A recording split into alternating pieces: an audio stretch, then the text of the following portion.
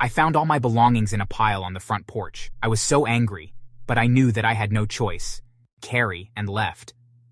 Filled with anger, I made my way to a park that was nearby where I could sit at one of the picnic benches so I could collect my thoughts.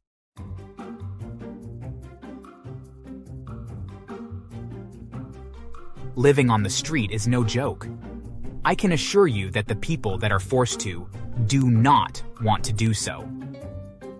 Personally, I would never have assumed that I would one day be among such people, but I'm getting ahead of myself.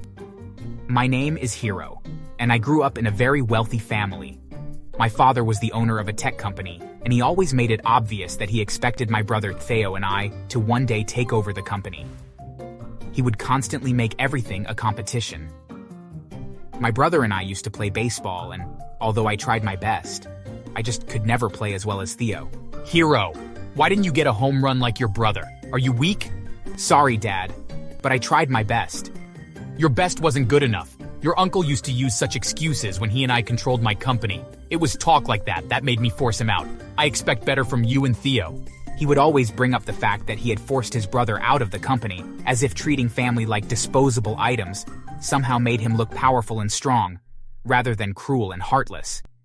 It didn't help that Theo enjoyed the competition, as he always felt he was winning, and so he didn't mind it so much. Literally, everything we did became a game where the prize was our father's love and approval. Eventually, I just gave up though, as it was abundantly obvious that no matter how hard I tried, I just couldn't compete. So instead, I focused on school.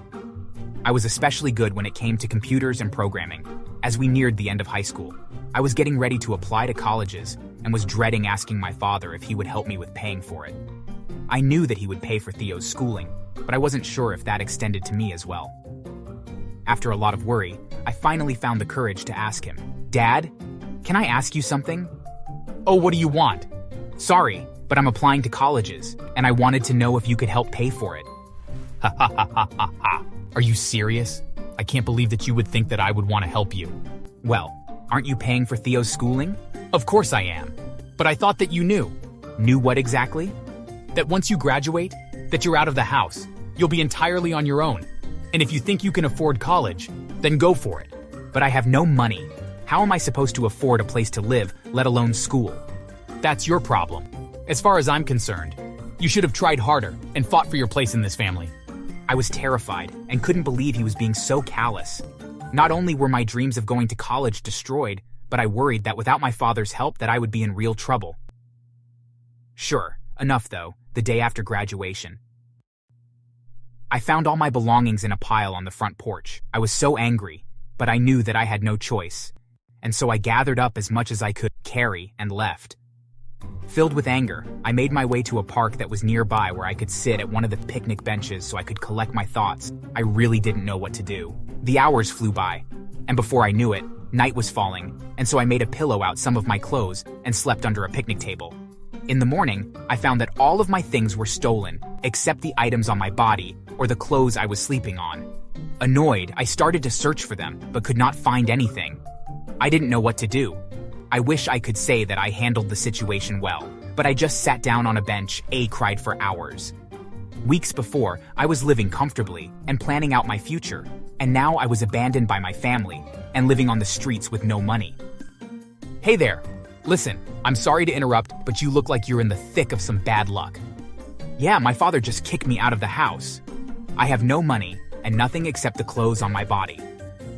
Well, if you're hungry, you can come with me to the homeless shelter. The food isn't great there, but it's a free meal.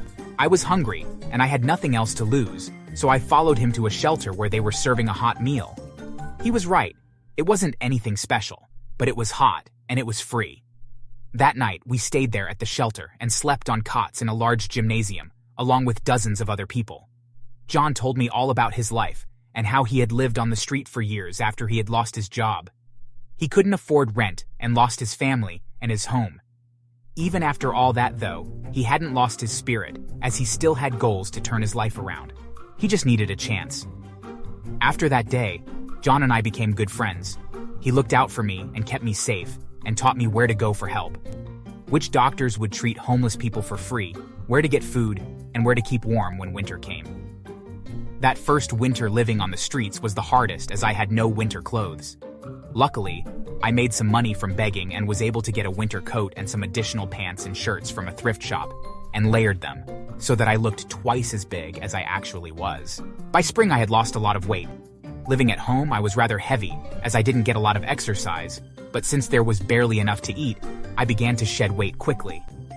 In the spring, though, something incredibly unexpected happened. John and I were at the shelter for dinner when a man dressed in a very nice suit came into the shelter and started asking each person something while holding a photograph. Finally, he made his way over to us, and when he showed me the picture, I stared at him for a second. He looked like my father, and then I looked at the photograph and saw that it was a picture of me. Excuse me, gentlemen, but this is a picture of my nephew. Have you seen him? I wasn't surprised that my uncle hadn't recognized me. I did have a lot of facial hair, and I was incredibly dirty. Plus, the last time we had seen each other was over 12 years ago. I might know where he is, but what do you want from him? Please tell me where he is. His father kicked him out of his home over half a year ago, and I only found out last night. I want to give him the option to come and stay with me. But why would he do that? Well, because he's family. Unfortunately, his father has forgotten about the rest of the family, but I haven't. Please, this man needs my help. I really hope that you're telling the truth, Uncle, because I could really use some good news for once. My uncle nearly passed out from excitement. He couldn't imagine his luck at finding me, but was incredibly grateful that he did. He begged me to come with him to his home so that he could feed me and offer me a permanent place to stay. I told him that I would, but only if John could come too. Surprisingly, my uncle looked at John and asked if he would like to come as well. My uncle had literally no problem opening his house, not only to the nephew he barely knew, but to a total stranger as well. Both John and I shrugged our shoulders and then went with him to his house. It was a massive mansion, easily the same size as my father's had been. That night, I slept in a large bed with a belly so full that it hurt. My uncle had been true to his word. He had personally cooked us a large meal and fed us until we begged him to stop. He then gave each of us amazing rooms and offered for them to be ours for as long as we wanted. I was skeptical about this generous offer, though, and asked him about it. Hey, listen. It's not like I don't appreciate the help, but why are you doing this? Your father is a cruel man. When I heard that he had kicked you out and had given your brother a large share of the company, I knew that I couldn't let that stand. So, I went out and tried to find you, but it took nearly 2 months before I did. I just want to support you the way that your father should have. It sounded too good to be true, but I was tempted to believe him and give him a chance. At first, he was a bit standoffish, but as time went on, he began to really open up, and I was surprised to feel like my uncle was becoming something of a father figure to me. He even introduced me to the rest of the family that I had never known. There were so many cousins, and I found that I got along well with all of them. As time passed, my uncle urged me to go to school like I had always planned and even volunteered to pay for it.